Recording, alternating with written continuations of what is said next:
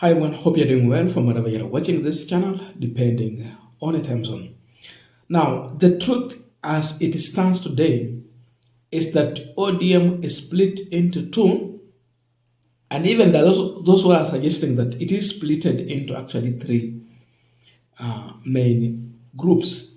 There is ODM Linda Ground, there is ODM Linda Mwananchi, na naambia sasa hata kuna ODM Linda Comrade. That is now the situation where ODM is. And we saw yesterday the kind of energy ODM Linda Mwananchi had in their engagement tour with the Wananchi from Busia County. Very energetic, very vibrant. They attracted a supermassive crowd. So they managed to have an audience to address. And because of that audience, there is a message that James Agri Orengo, the Siaya governor, issued. And in his position is saying that ODM will not join UDA. It's clear that hakuna mtu anaweza kuvunja chama cha ODM. ODM will not be sold by anybody. Hawatauza ODM. And no one can attempt to swallow ODM party. That is his position. That ODM is here to stay. Those who think that ODM is going to work with William Ruto, it is not going to happen. Kuvunja chama cha ODM. Wangapi Busia wanasema hatuvunji chama cha ODM. Na tunasema pia chama cha ODM, chama cha Baba Raila Amolo Odinga, hakuna mtu atauza chama cha ODM. Hakuna mtu atauza chama cha ODM. Na hakuna mtu anaweza kuthubutu kumeza chama cha ODM. Na tunasema ya kwamba chochote ambayo chama cha ODM itafanya itatoka hapa kwa wananchi. Lazima wasikie sauti ya wananchi. Wangapi wamekubali chama cha ODM? Just one question that I would want you to think about and ask yourself. Who is the beneficiary of this split in the ODM? The split is clear. We had the current ODM party leader Oburu Odinga leading ODM tour, Linda Ground. That means that they want to safeguard the ODM party. They want to make sure that the ODM members still trust the party. They are securing the ground for ODM. They want ODM vibrance to continue. Then, hii ingine ya kina Sifuna, Linda Mwananchi. Kulinda ground na kulinda mwananchi. Sifuna wametuambia vile wanataka kulinda mwananchi against corruption from the government, against impunity by the government, against lies. So many issues they have raised. And you see, that statement augurs well with their audience. So who is the beneficiary of all this split in the ODM, which is really coming out very clear? That is the big question that I would want us to discuss on this Punchline. And before we go deep into that discussion, I have a quick and humble request. For those who are watching this channel and you have not yet subscribed, please consider subscribing. To our returning subscribers, I must say thank you so much. And again, to all our viewers, please give this video a thumbs up. Thank you so much, and back to our discussion.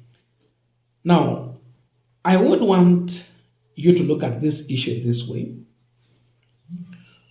We all know that President William Ruto wants to work with the ODM party. He needs ODM because there is a feeling that he's losing Mount Kenya region support, a region that made him the president. Because Gachagwa, he's decampaigning Ruto in Mount Kenya region. So, how does Ruto want to work with ODM? From a position of strength or weakness? Having looked at what is happening in the ODM,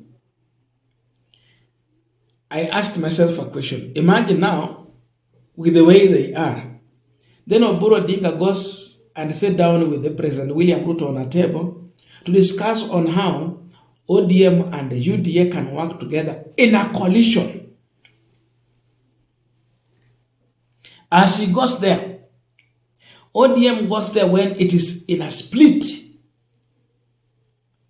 And Ruto is coming with his UDA well compacted. Imagine ANC ilikuwa dissolved ikaingia ndani ya UDA. Sasa UDA imekuwa hivyo kubwa. So it is coming when they are trying to consolidate their numbers. Ziko pamoja. ODM is coming when it is split. So they are negotiating. Wanasema tunataka sisi tunaingia kama ODM. Na wako na wabunge kabisa, good number of MPs. Wako na governors. But now split. Imagine what ODM can ask for.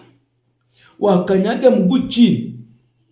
You put your foot on the ground and demand, I want 1, 2, 3. Because I'm coming with these numbers. But now you are going there, wounded, splitted. You're negotiating. Powers goes down. Oburu Odinga will be negotiating with the President William Ruto from a point of weakness. And therefore, that which ODM deserves to get might not get it. Because they are wounded. They are split. They are incomplete. That is what is happening here. Such that even if ODM was worth to have a running mate, the presidential candidate, they will not get. This can be a scheme for William Ruto to retain a running mate position within UDA. Remember when Mudavadi Wetangula, governor, the former governor of Machakos, Alfred Mutua, ule kiongozi wa PA, they came together, but UDA retained a running mate position. But now it was a coalition. Ruto played his cards very carefully. And you see, you want to control that position. Akieka Kindiki, anajua nimekuweka not because of your numbers. Alieka Gachagwa not because Gachagwa had numbers. Because Ruto was directly controlling Mount Kenya. Ruto wanted to directly influence ODM strongholds. He wanted to control them. So when they come splitted, the person who is smiling right now is none other than President William Ruto, because you know now he will be controlling these people. He's the one to give direction and he's the one to decide. But if ODM is coming organized, strong, united, it will be very hard for Ruto to have his way. Instead, they will have to negotiate on a win-win situation. So that ODM watasema, wewe ni presidential candidate. Uko na wabunge kiasi, sisi tunakuja na wabunge kiasi, running mate. Number 2, ODM is a national party. So if you want to share this government, at least out of 20, is it 22? Wala wako kwa sheria. 22 CSS. At least give us 10. Wewe ubaki na 12. So that ODM can divide this 10 among their regions properly. Lakini sasa hapa, Ruto anaweza sema nitawapea 5 tu. And that is it. That is the kind of politics I see it being played here. So this split is working well for Ruto. But it is not good for ODM party, because they will not get what they deserve if they have to work with William Ruto. I can also flip that coin.